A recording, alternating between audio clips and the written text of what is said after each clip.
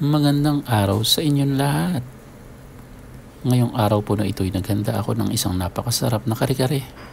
At ito po ang ating mga gulay na ginamit. Ito po'y aking in-steam lamang para mapanatili ang crunchiness, healthiness, at loneliness na mga gulay na ito. At naririto po ang ating oxtail kare-kare na talaga naman saksakan ng sarap. Wala pong halong biro. Wala pong tapunan na nangyari after ng lutuan na ito. At syempre kung may kare-kare, hindi dapat mawala ang ginisang bagoong. Kung tinatamad kang maggisa ng bagoong, tumakbo ka na lang o mangutang ka na lang dyan sa tindahan, sa kanto nyo. At syempre ang talong. Medyo nasunog lang ng konti pero okay pa rin naman yan.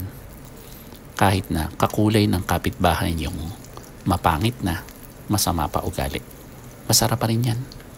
Alam niyo po ba kung saan nagmula ang lutuing kare-kare? Dahil ayon po sa matatanda, noong unang panahon, may isang dalagang walang kakonte-kontento sa buhay na kahit meron na siyang nobyo, mahilig pa rin kumalantaryo ng iba. Kaya sinabansagang makire o kire-kire. Yan po ang tunay na tawag dyan. Kire-kire, hindi kare-kare. Paalam.